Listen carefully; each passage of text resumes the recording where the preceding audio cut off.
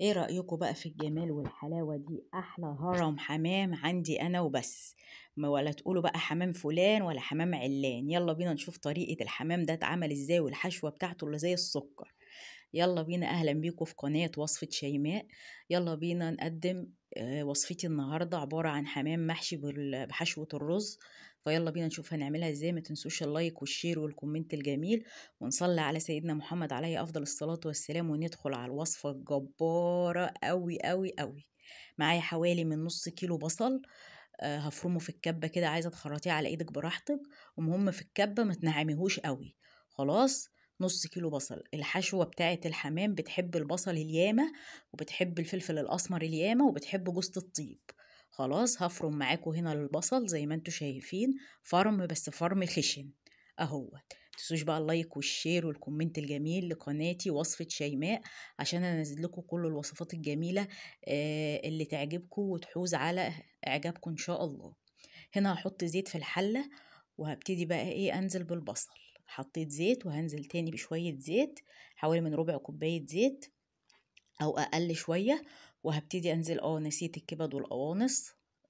دول الكبد والقوانص بتوع الحمام، ما قطعتهمش، سايبه الواحده بوحدتها لان هما قطعتهم صغيره. ولو قطعتهم هيتهروا ويتوهوا جوه الرز. انا عايزه الواحده بوحدتها كده تبقى باينه جوه الرز. هبتدي بقى احمر كده الكبد والقوانص والقلوب. هديهم تشويحه كده في الزيت. وبعد كده هبتدي انزل بايه، هنزل بالبصل اللي انا فرمته معاكم اللي هو نص كيلو بصل. قلت لكم الحشوه دي بتحب البصل اليامه والفلفل الاسمر اليامه ورشه جوز الطيب. هنزل كده بكميه البصل الحلوه اللي معايا اهوت. كل حمامايه بتاخد كبشه رز من كبشه ايدك. عارفه ايدك كده لما تقفليها تعمليها زي الكبشه كده، بتاخد قدها رز ني. فشوفي انت هتعملي كام حمامايه وتروحي حاطه كام كبشه بكبشه ايدك كده. يا رب تكونوا فاهمين قصدي. يلا بينا نشوف البهارات معايا ايه. حبهان ومستكه، وورق لورا، وجوزة الطيب اهو هبشرها معاكم.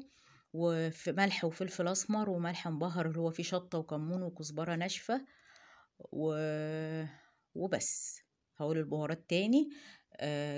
فلفل اسمر وملح كمون وشطة وكزبرة ناشفة، فص حبهان ومستكة. وبس. وهملح البصل بتاعي عادي خالص. متنسوش بقى اللايك والشير والكومنت الجميل لقناتي وصفة شيماء. بنزل لكم عليها الوصفات بس ما فيهاش اي روتين، لان انا عندي قناة تانية. القناة الكبيرة بتاعتي اسمها من منزل شيماء. بقول لكم بديكم محتوى اليوم بتاعي كله، روتيني اليومي كله بقدمه على القناة الكبيرة اللي هي من منزل شيماء. لكن هنا بنزلكم الوصفة بس مختصة بالأكل بس. الوصفة على قناة وصفة شيماء أو وصفات شيماء دي أو دي. أهو غسلت الرز، كمية الرز اللي أنا هعملها زي ما انتوا شايفين كده. وهبتدي انزل بيها على البصل بقى، يا دوبك البصل يدبل سنة بسيطة.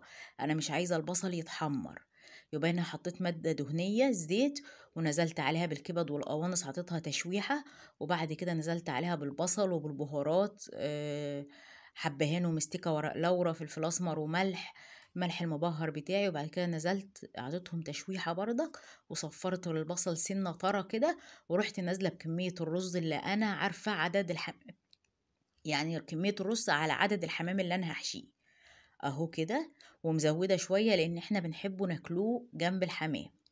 هنا بقى حطيت نص كمية المية. يعني أنا مثلا لو عاملة كوبايتين حطيت كوباية واحدة. حطيت كوباية واحدة من المية علشان أنا عايزة الرز ده 3/4 سوا، علشان الربع اللي فاضل هيستوي جوه الحمامية عشان ما تبقاش معجنة ومستوي زيادة عن اللزوم.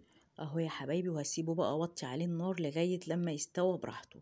انا هنا مسوياه 3/4 سوا. شايفينه ما شاء الله لونه عامل ازاي؟ اللون ده عامل كده من الفلفل الاسمر اليامة. خلاص. الفلفل الاسمر بيبقى حلو جدا طعمه في الرز والحشوة دي. هنا بقى معايا الحمام غسلاه طبعا وسايباه يتصفى ومغسول ونقعاه في محلول نقع، ويعني غسلاه غسلة 100 100. يلا بينا نحشي الحمامية. هحشي بطنها كده وهحشي الرقبة. بس ما تزوديش في الحشو عشان البط قال، عشان الحمامية ما تفرقعش. هنا ده رز الحشوة كده. بحشي البطن زي ما انتوا شايفين اهيت، بس ما بملهاش رز ياما عشان ما تفرقعش، وبروح مكتفاها كده من تحت، وهبتدي احشي كده من الرقبة. اهو يا حبايبي بحشي بقى من الرقبة كده زي ما انتوا شايفين. طبعا الحمامة مغسولة حلو ومتنضفة حلو جدا جدا جدا، مفيهاش ريحة زفارة، عشان اللي ياكل ما يقرفش ويسيب الاكل بتاعك ويقوم. انا عارفة ان انتوا شطورات وحلوين وتسلم ايديكوا على الاكل اللي بتعملوه، بس احنا كده بنفيد بعض باي ايه فكرة او اي حاجة نستفاد بيها مع بعض. شايفين الحمامية ما شاء الله، عايزة رز تاني. ما تحشيش الحمامية قوي عشان ما تفرقعش معاكي في المية. خلاص يا حبايبي، هنضف بقى الحمامية كده وهحشي معاكم واحدة تاني اهو زي ما انتوا شايفين كده.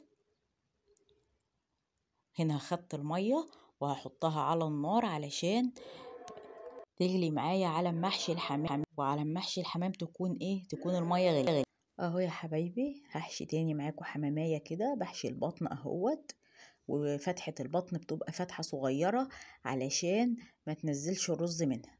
بصوا بكتف الرجل دي في الرجل دي اهيت فيها من تحت اهو، وهبتدي بقى ايه اروح حشية الرقبة زي ما انتوا شايفين. متنسوش بقى اللايك والشير والكومنت الجميل لقناتي وصفة شيماء. خلاص يا حبايبي، ويلا بينا نصلوا على النبي مع بعض عليه افضل الصلاة والسلام. ذكر الله يفضل في بقنا طول ما احنا شغالين. اهو كده يا حبايبي بحشي بقى الرقبة. طبعا الرز فيه كبد وقوانص، وباخد منهم كده، ما باخدش رز بس، باخد كبد وقوانص كده وقلوب، واستووا وبقوا زي العسل. اهو يا حبايبي زي ما انتوا شايفين، ادي الحمامية بكتف بقى جناحاتها وراها كده اهي. هحشي معاكم واحدة تانية. انا بحشي كذا واحدة معاكم علشان اثبت لكم المعلومة او اوريكم ازاي هو بيتحشى. اهو حطيت حبة رز على قد الحمامية، وبتتقفل كده رجل في رجل كده من تحت في الفتحة اللي من تحت اهو. الاول يا جماعة، اول ما ابتديت اعمل الحمام دوت كنت بخيطه بالابرة والخيط والله يا جماعة.